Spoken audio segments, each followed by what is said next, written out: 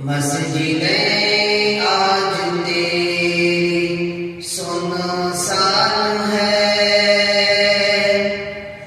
مسجدیں آج تیری سنسان ہے، تو اپنے کو کہتا مسلمان ہے، ہوش کر کھول آنکھیں کہاں سو گیا، ہوش کر کھول آنکھیں کہاں سو گیا، دیکھ دشمن زمانہ تیرا ہو گیا، دیکھ دشمن زمانہ تیرا ہو گیا۔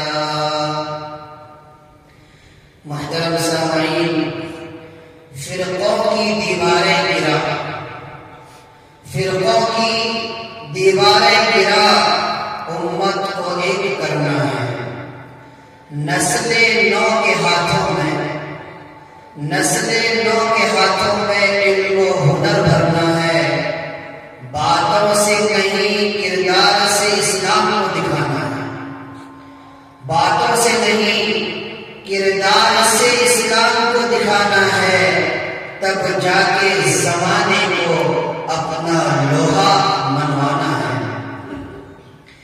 محترم سامعین، ابھی آپ حضرات کے سامنے قرآن کریم کی آیت تلاوت کی گئی، وَبَلَغَتِ الْقُلُوبُ الْحَنَاجِرَ وَتَظُنُّونَ بِاللَّهِ الظُّنُونَ،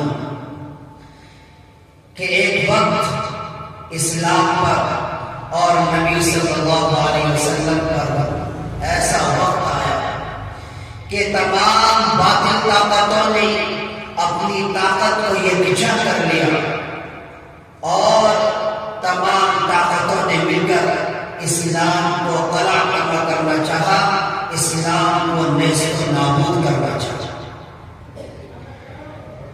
کہ حالات یہ تھے کہ جب خندق کا موقع آیا اور تمام باطل طاقتوں نے جھوٹ ہو کر مسلمانوں کو نیست و نابود کرنا چاہا، تو مسلمانوں نے مشورہ کیا کہ تمام باطل طاقتوں کا مقابلہ کیسا کیا جائے۔ حضرت سلمان فارسی رضی اللہ تعالیٰ عنہ نے کہا کہ جب ہمارے علاقے فارس میں ایسا کوئی معاملہ پیش آتا تو ہم جو ہے خندق کھود لیا کرتے تھے، گڑھا کھود لیا کرتے تھے، تو اس سے یہ ہوتا تھا کہ باطل طاقت ایک بیک حملہ نہیں کرتی تھی، بکھر کر حملہ کرتی تھی، تو اس کی وجہ سے تعداد میں کمی ہوتی تھی، مقابلہ کرنا آسان ہوتا تھا۔ آپ صلی اللہ علیہ وسلم نے ان کے مشورے کو قبول کیا اور لہذا خندق کھودی گئی، جس کو غزوہ خندق کہا جاتا ہے۔ اس آیت کریمہ میں اس غزوہ خندق کی منظر کشی کہ حالات یہ تھے کہ بھوک کی وجہ سے آنکھیں باہر آ گئی تھی، حالات یہ تھے کہ بھوک کی وجہ سے صحابہ کرام نے پیٹ پر پتھر باندھ رکھے تھے، اور آپ صلی اللہ علیہ وسلم نے ایسے پرفتن ماحول میں بھوک کی وجہ سے 2 پتھر باندھ رکھے تھے کہ آنکھیں پتھرا گئی تھی۔ بھوک کی وجہ سے صحابہ کرام یہ سمجھ رہے تھے کہ ہماری حالت کمزور ہے، ہم نیست و نابود ہو جائیں گے، ایسے پرفتن ماحول میں کہ جب نبی صلی اللہ علیہ وسلم بھوک کے عالم میں ہے، 2 پتھر باندھے ہوئے ہیں، اور آپ صلی اللہ علیہ وسلم کہہ رہے ہیں اے صحابہ گھبراؤ مت، اے صحابہ گھبراؤ مت، کہ ایران پر اسلامی علم لہرے گا، کیسر و کسریٰ پر اسلامی علم لہرے گا۔ یہ اس ایمان کا نتیجہ تھا جو اللہ پیغمبروں کو دیتا ہے، اور پیغمبروں کے ڈیوٹیوں کے صدقے میں صحابہ کو دیتا ہے، اور صحابہ کی کوششوں کا نظارہ کر کے تابعین کو دیتا ہے، اور یہ ایمان نسل بعد نسل اللہ کے نیک بندوں میں منتقل ہوتا ہے، جس سے دوبارہ ایمان کی فروسہ ہوتا ہے۔ اے مسلمانوں، حالات کتنے بھی بگڑے ہوئے ہو، حالات کتنے بھی بگڑے ہوئے ہو، توپوں کے دہانے پر ہو، بندوقوں کے سائے میں ہو، ظالم حکمرانوں کے ظلم کے تشدد میں ہو، تب بھی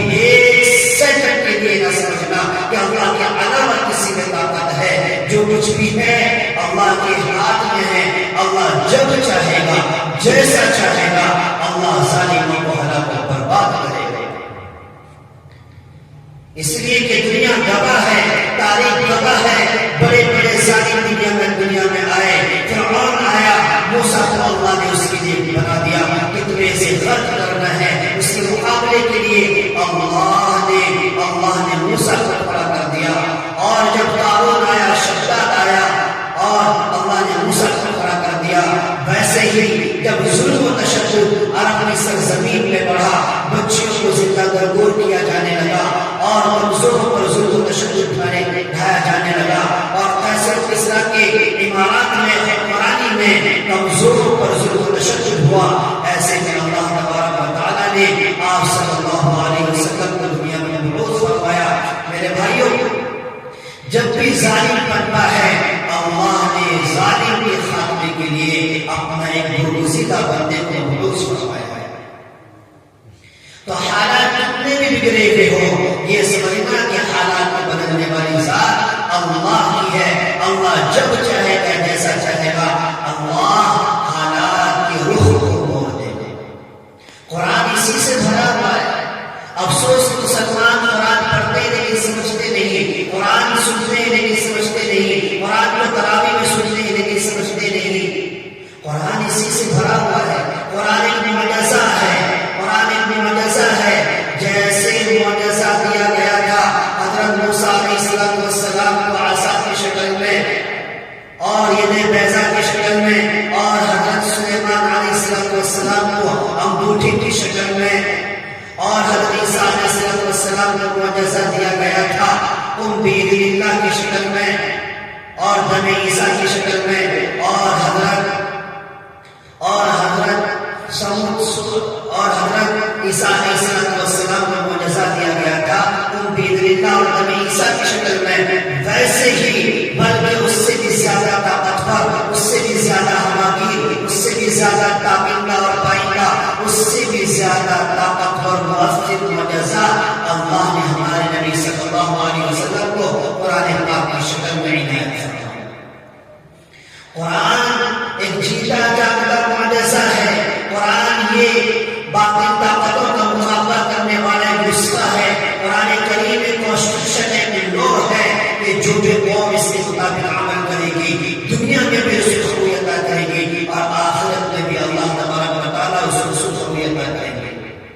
کہ دیکھیے جب اسی قرآن پر عمل کرتے ہوئے آگے بڑھے عمرو بن العاص اور سعد بن ابی وقاص، خالد بن زیاد اور مجاہدین فاتحین جنہوں نے سندھ سے اسپین تک اور چائنا سے افریقہ تک فتوحات کا بازار لگا دیا تھا. حالات کی سازگاری کے ساتھ نہیں بڑھے بلکہ اس وقت بڑھے جب یہ چاروں طرف باطل طاقتوں کی طاقتیں تھی، باطل طاقتوں سے چاروں طرف مقابلہ کرنا تھا. ایسے پرفتن ماحول میں، ایسے پرفتن دور میں قرآن کو لے کر آگے بڑھے تو اللہ تبارک و تعالیٰ نے سکھ عطا کیا کہ چائنا سے افریقہ تک فتوحات کا بازار لگا دیا.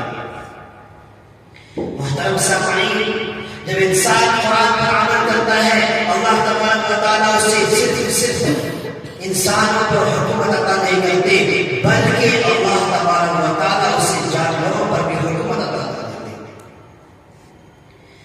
کہ عمرو بن العاص رضی اللہ تعالیٰ عنہ فتح کرتے کرتے افریقہ کی سرزمین پر پہنچتے ہیں. وہ افریقہ کا جنگل جہاں پر بڑے بڑے ایسے اور دہاتے ہوئے شیر اور چیرتے پھاٹ کر کھاتے ہوئے وہ جانور جو افریقہ کی سرزمین، افریقہ کا جنگل مشہور ہے، افریقہ کا جنگل مشہور ہے. ایسے بیابان میں، ایسے جنگل میں پہنچتے ہیں اور جا کر وہاں کا خطاب کر کے کہتے ہیں اے جنگل کے جانوروں، اے جنگل کے شیروں، اے جنگل کے اسدوں، غلامان محمد کو اس جنگل کی ضرورت ہے. لہذا غلامان محمد تمہیں اس بات کی خبر دیتے ہیں، وارننگ دیتے ہیں کہ اس جنگل کو خالی کر دو. تاریخ گواہ ہے، سائنسداں بھی گواہ ہے کہ اس آواز کو سن کر وہاں کے جنگل کے شیروں نے اپنے بچوں کو منہ میں دبا کر جنگل کو خالی کر دیا. بڑے بڑے سانپوں نے اس علاقے کو خالی کر دیا. عمرو بن العاص کی آواز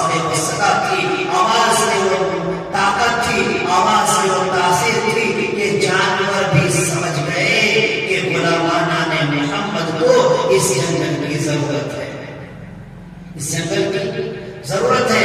یہاں سائنسداں حیران و پریشان اور شرمندہ رہ جاتے ہیں، حیران و تعجب میں پڑ جاتے ہیں، ایک جانور ایک انسان کی آواز کو کیسے سمجھ سکتا ہے۔ تمام چیزوں کو انہوں نے ڈالا، ٹیکنالوجی کو استعمال کیا، اپنے بایولوجی کو استعمال کیا، اور جو بھی سائنسدانوں نے ایجاد کیا وہاں پر وہ سمجھنے کے لیے حیران و قاصر رہ گئے، اور پھر انہوں نے جھکما کر انہیں قرآن و حدیث کو اتارنا پڑا، اور بخاری کی روایت پر پہنچے، اور جا کر وہاں پر انہوں نے سمجھا، سنا، دیکھا۔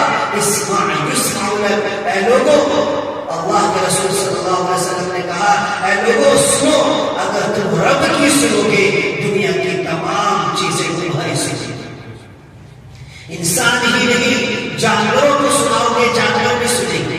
لہذا آپ صلی اللہ علیہ وسلم کے زمانے کا ایک واقعہ بیان کیا جاتا ہے۔ حضرت سفینہ رضی اللہ تعالیٰ عنہ، حضرت سفینہ رضی اللہ تعالیٰ عنہ ایک قافلے میں جاتے ہیں اور قافلے سے بھٹک جاتے ہیں، اور بھٹکنے کی وجہ سے ایک جنگل پر پہنچتے ہیں۔ وہ جنگل شیروں سے بھرا ہوا تھا، لہذا سامنے شیر ہے اور ادھر دوسرے اپوزٹ میں جو ہے حضرت سفینہ رضی اللہ تعالیٰ عنہ ہے۔ سفینہ رضی اللہ تعالیٰ عنہ کے قریب جیسے شیر آتا ہے اور حضرت سفینہ کہتے ہیں، اے شیر، کیا تو جانتا ہے کہ میں غلام محمد ہوں؟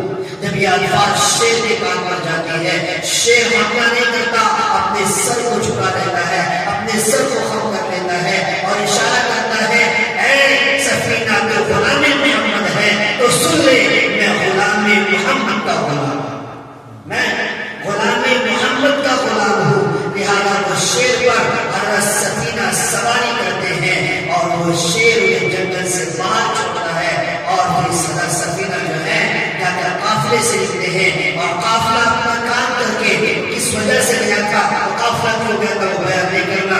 جب وہ قافلہ لوٹتا ہے اور آپ صلی اللہ علیہ وسلم سے حضرت سفینہ اس واقعے کو بیان کرتے ہیں، تو حضرت سفینہ سے کہتے ہیں، اے سفینہ بتاؤ وہ شیر کیا کہہ رہا تھا؟ اے سفینہ، آپ حضرت سفینہ نے کہا، اے اللہ کے رسول، اس کی زبان کو نہیں جانتے، بس اتنا سمجھ میں آیا کہ جب میں نے اس نے حملہ کرنے کی کوشش کی، ہم نے اس سے کہا، اے شیر، تو جانتا نہیں میں سفینہ نہیں، میں غلام محمد ہوں۔ جب یہ الفاظ اس نے کہا تو اس نے اس کی آواز میں اس صدا پر لبیک کر کے کہا، اے سفینہ، تو غلام محمد ہے، میں غلام محمد کا غلام ہوں۔ میرے بھائیوں، حضرت سفینہ وہ تھے جو قرآن پر عمل کرنے والے تھے، جو سنت رسول اللہ پر عمل کرنے والے تھے۔ اللہ تبارک و تعالیٰ نے اس جانور کے اندر انسانیت پیدا کر دی کہ جس کے اندر یہ صفت رکھی گئی چیز بھار کر کھانے کی۔ اے مسلمانوں، اگر تم بھی قرآن پر عمل کرو گے، سنت رسول اللہ پر عمل کرو گے، آج جو ظالم بن بیٹھے ہیں، جو مسلمانوں کو چبانے کے لیے، کھانے کے لیے اور ظلم و تشدد کرنے کے لیے ہر وقت تیار رہتے ہیں، ان کے اندر بھی انسانیت کی صفت جاگ سکتی ہے۔ بشرط یہ ہے کہ تمہارے اندر سے رسم و رواج دور ہو جائے، تمہارے اندر سے خرافات و بدعات دور ہو جائے، تم گنڈوں کی زندگی کو چھوڑ دو اور سنت رسول اللہ اور قرآن کی زندگی کے موافق، قرآن کے اصول کے موافق اپنی زندگی کو ڈھال دو۔ اللہ تبارک و تعالیٰ تمہاری زندگی کو بھی موڑ دیں گے۔ کسی شاعر نے کیا ہی خوب کہا ہے، علم سے رشتہ ٹوٹا، علم سے رشتہ ٹوٹا، عمل بھی ہاتھ سے گیا، قرآن لبوں تک محدود، قرآن لبوں تک محدود، کردار سے ناتا گیا، فرقوں میں بٹ کر ہم نے وحدت کو بھلا دیا، فرقوں میں بٹ کر ہم نے وحدت کو بھلا دیا، یوں اپنی ہی کمزوری نے ہمیں پستی میں گرا دیا۔ آج یہ جو ہم کمزوری میں ہیں، ذلت میں ہیں اور ذلیل ہو کر زندگی گزار رہے ہیں، ہمارے خون کو پانی کے قطرے سے بھی کم سمجھا جا رہا ہے۔ اس میں غلطی کسی اور کی نہیں، اس میں غلطی صرف اور صرف ہماری ہے، صرف اور صرف ہماری ہے۔ کیا اللہ کے رسول صلی اللہ علیہ وسلم نے نہیں کہا تھا، اے لوگوں، اگر تم فجر کی نماز پڑھ کر نکلو گے تو تم اسلام کا جھنڈا لے کر نکلو گے، اور بے نمازی بن کر فجر کی نماز پڑھ کر نہ نکلو گے تو تمہارے ہاتھ میں شیطان کا جھنڈا رہے گا۔ اور دوسری حدیث میں آپ صلی اللہ علیہ وسلم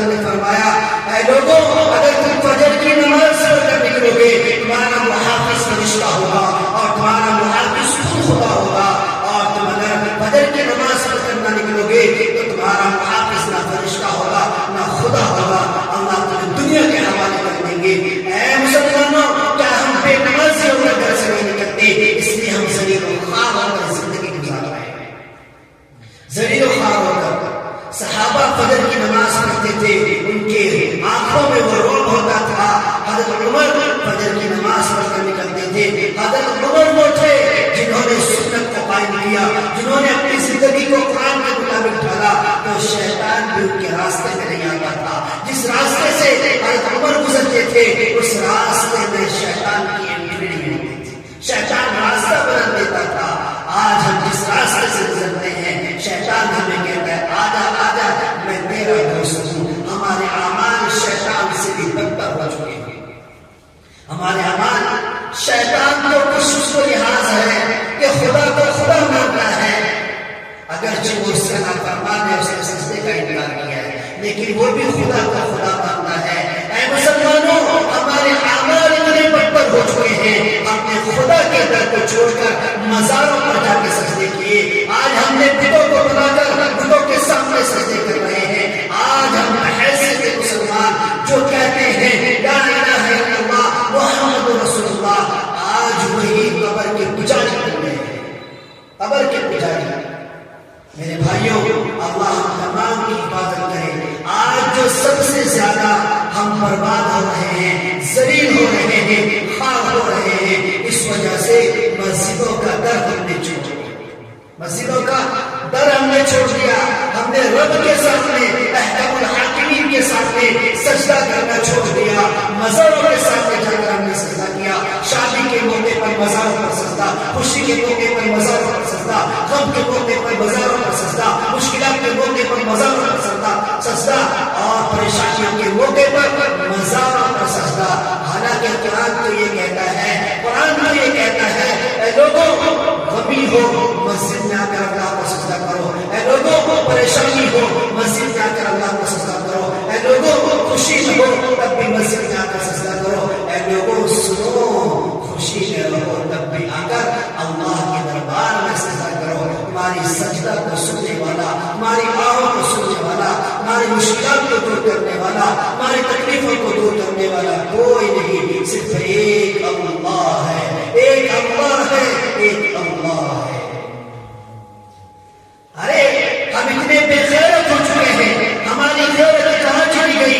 وہ اسلام جس نے عورتوں کو یہ کہا کہ تم مسجد میں نہیں آ سکتے اس لیے کہ فتنہ کا ڈر ہے، اور قرآن نے یہ کہا، احادیث نے یہ کہا تم قبرستان نہیں جا سکتے. تو آج بے غیرتی ہماری کہاں گئی؟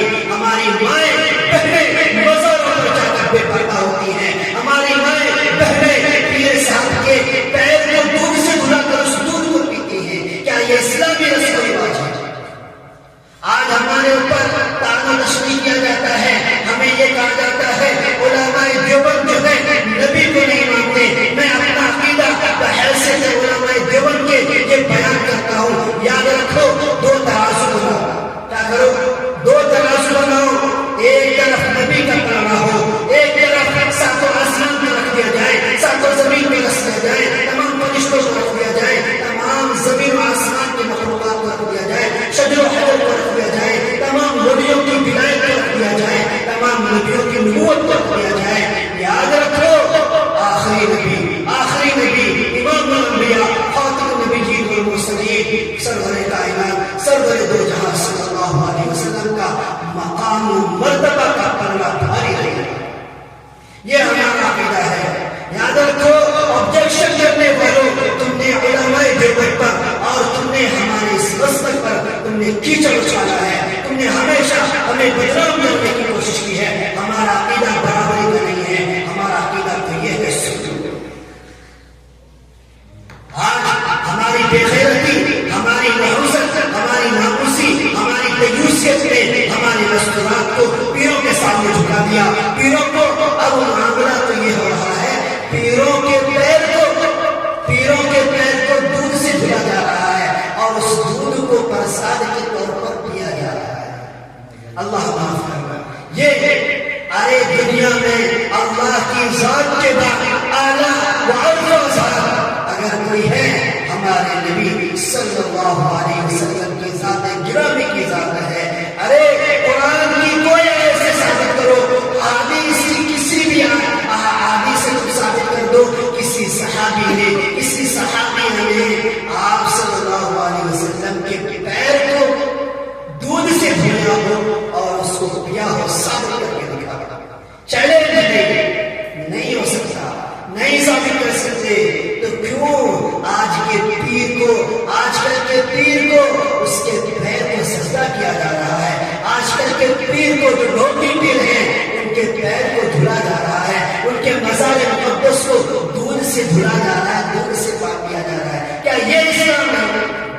لاؤ بخاری کی کوئی روایت، لاؤ ترمذی کی کوئی روایت، لاؤ مسلم شریف کی کوئی روایت، لاؤ ابن ماجہ کی کوئی روایت، لاؤ حدیث کی کسی بھی کتاب کی کوئی بھی حدیث لاؤ، چاہے صحیح حدیث لاؤ، بتاؤ مجھے جو کوئی معتبر کتاب ہو کہ نبی صلی اللہ علیہ وسلم کے پیر کو دودھ سے دھویا گیا ہو، یا کسی صحابی کے قبر کو دودھ سے دھویا گیا ہو۔ اے قبر پجاریوں بتاؤ، اسلام نے کبھی اس چیز کی اجازت نہیں دی۔ آج ہمارے درمیان میں رسم و رواج، بدعات و خرافات داخل ہو گئے، اس لیے آج ہم ذلت کی زندگی بسر کر رہے ہیں۔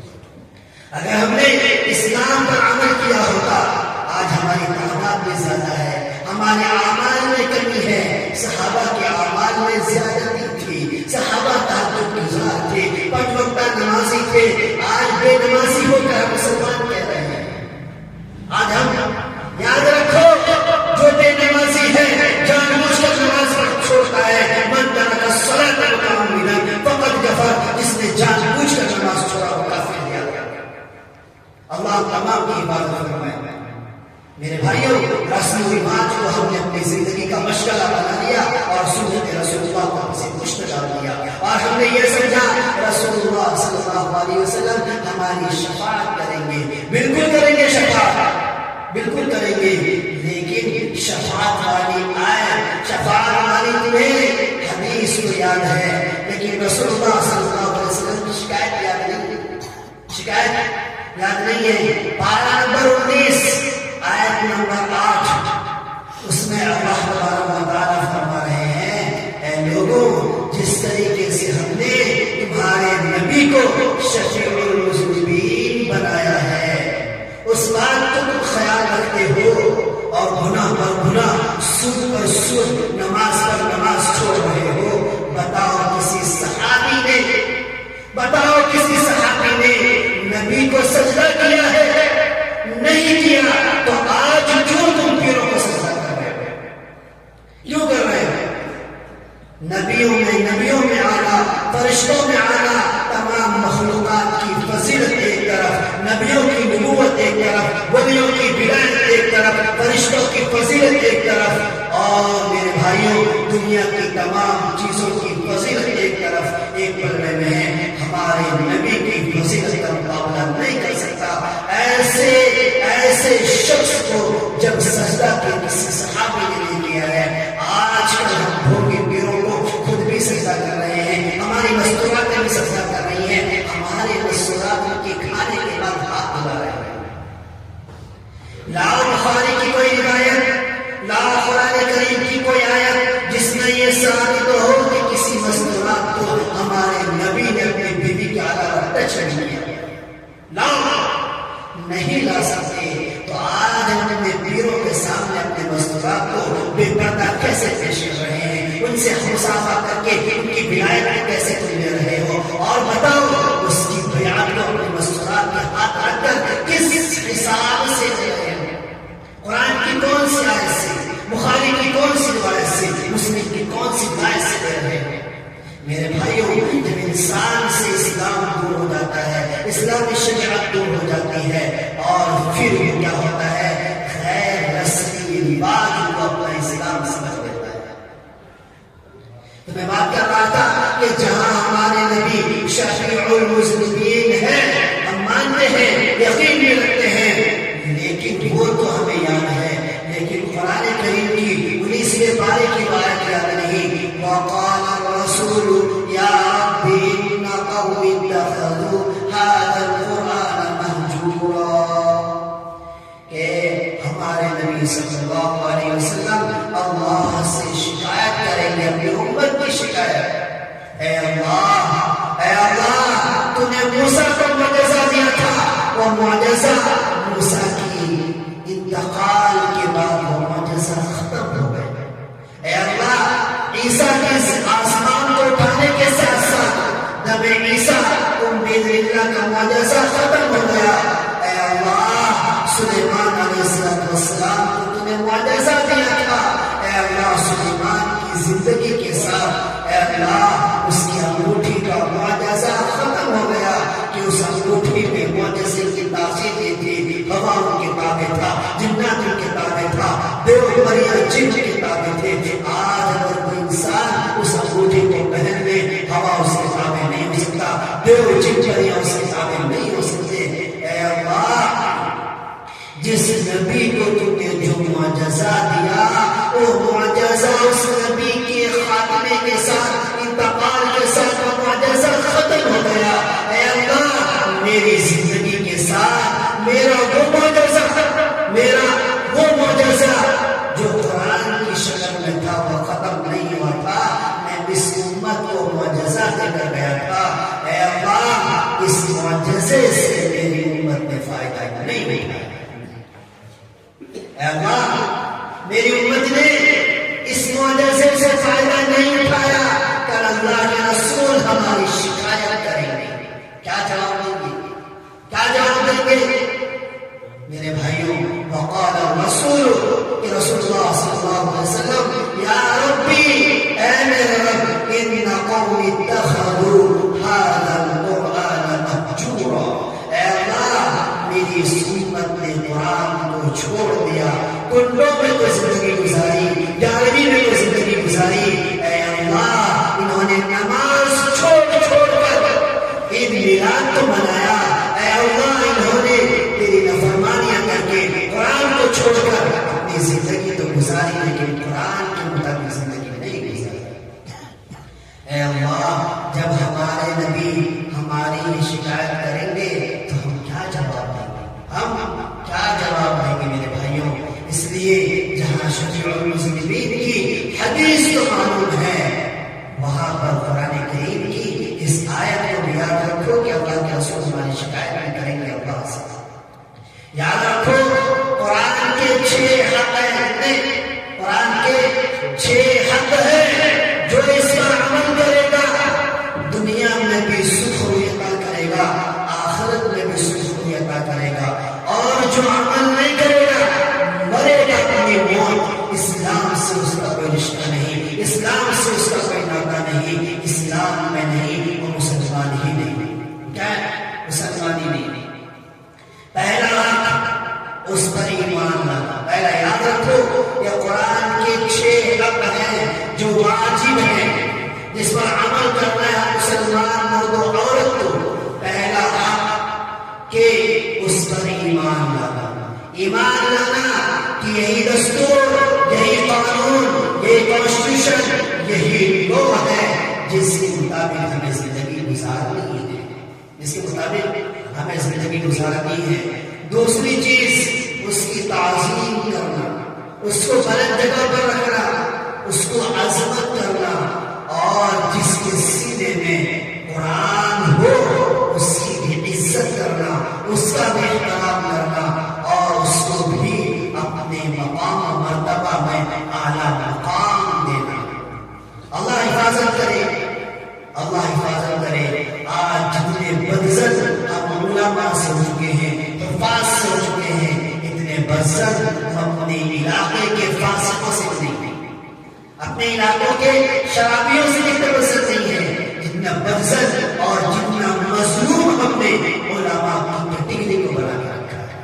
علماء کی کیٹیگری کو بنا کے رکھا ہے. اور مظلوم کی دلیل سب سے بڑی یہ ہے کہ ہم میں سے اپنے بچوں کو کوئی بھی عالم دین حافظ قرآن بنانا پریفر نہیں کرتا, ترجیح نہیں دیتا. کیوں ترجیح نہیں دیتا؟ کہ اگر میں نے اپنے بچے کو حافظ بنا دیا, عالم بنا دیا, کھائے گا کہاں سے؟ ان کی تنخواہیں وہ ہے کہ یہ اچھی زندگی لائف اسٹائل کو بیش نہیں کر سکتا, لہذا اپنے بچے کو پریفر نہیں کرتے ایز اے حافظ قرآن, as a Alam then, as a مفتی کرام بنانے کے لیے. کیوں؟ یہ وجہ ہے. تو مظلوم کی دوسری وجہ دور کی سب سے بڑی وجہ تو یہ ہے. اس لیے میرے بھائیوں اپنے علاقے کے عالم دین کی دے، امن کا پیغام دے، شرافت کا پیغام دے، عزت و احترام کا پیغام دے، اور تمام مسلمانوں کے جٹ رہنے کا پیغام دے کہ تم جس مسلک میں ہو، جس فرقے میں ہو، جہاں میں ہو، تمہیں وہ مبارک ہو، لیکن نفرتوں کو عام مت کرو، بھائی کو بھائی سے جدا نہ کرو، بہن کو بھائی سے جدا نہ کرو، بھائی کو بھائی سے جدا نہ کرو، بیٹے کو باپ سے جدا نہ کرو، بیٹی کو ماں سے جدا نہ کرو۔ یہ نفرتوں کا پیغام جو دے وہ علماء نہیں ہو سکتا، وہ اسلام کا ماننے والا نہیں ہو سکتا، اس لیے کہ اسلام کا معنی ہی سلامتی ہے۔ اسلام کا معنی سلامتی ہے، جو سلامتی کی دعوت دے وہ اسلام کے ماننے والے، وہ اسلام پر عمل کرنے والے، اور جو نفرتوں کو ہوا دے، نفرتوں کو پھیلائے اور نفرتوں کو پروموٹ کرے، وائلنس کو پروموٹ کرے، وہ مسلمان نہیں ہو سکتا۔ جب وہ مسلمان نہیں ہو سکتا وہ اسلام کا نمائندہ کیسے ہو سکتا ہے؟ تو دوسری چیز ہے اس کی تعظیم کرنا، قرآن کی بھی تعظیم، قرآن جس کے سینے میں ہے اس کی بھی تعظیم کرنا، اس کا شیوا بنانی چاہیے۔ یہ قرآن کا تقاضا ہے، یہ قرآن کا تقاضا ہے۔ دنیاوی اعتبار سے سرحدوں پر جو ہمارے عالمی سے ان کے اوپر کوئی کیچڑ اچھالا جائے، کوئی اس کو مار دے تو اس نے مقابلہ اس سے نہیں کیا، انڈین گورنمنٹ کو چیلنج کیا، اس نے کیا کیا؟ انڈین گورنمنٹ کو چیلنج کیا۔ اسی طرح اللہ نے فرمایا اِنَّا نَحْنُ نَزَّلْنَا الذِّكْرَ وَإِنَّا لَهُ لَحَافِظُونَ، کہ ہمیں نے قرآن کو نازل کیا ہے، ہم اس کی حفاظت کریں گے۔ کیا کریں گے؟ اس کی حفاظت کریں گے۔ تو آرمی اس کنٹری کے کنٹرول کے لیے، یہاں پر ظلم و تشدد کو روکنے کے لیے کہ باہر کا کوئی بھی آ کر ہمارے ملک میں افراتفری نہ کرے، ویسے ہی اللہ نے قرآن کی ذمہ داری لی ہے، ہمیں اس ذمہ نہیں دیں گے، اس میں تحریف کرنے نہیں دیں گے، اور وہ ذمہ داری لے کر اللہ نے حفاظت کیا۔ عالم دین کو ذمہ داری سونپی ہے، لہذا عالم دین سے دشمنی، حفاظ کرام سے دشمنی، جس طریقے سے آرمی سے دشمنی، انڈین گورنمنٹ سے دشمنی، ویسے ہی عالموں سے دشمنی، حفاظوں سے دشمنی، اللہ سے دشمنی، اس سے اللہ سے دشمنی ہے۔ میرے بھائیوں اس بات کا خاص خیال رکھیے، اس لیے کہ گورنمنٹ سے مقابلہ کر کے کوئی جیت نہیں سکتا، اللہ سے مقابلہ کر کے کوئی جیت نہیں سکتا۔ اللہ تبارک و تعالیٰ تمام کو صحیح سمجھنے کی توفیق نصیب فرمائے۔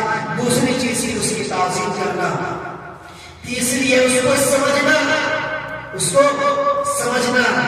ہمارے پاس کوئی میسج آئے کمپنی کا، کالجز کا، گرل فرینڈ کا، بوائے فرینڈ کا، اس کے سمجھے بغیر ہمیں چین نہیں ملتا، اس کو سمجھے بغیر چین نہیں ملتا۔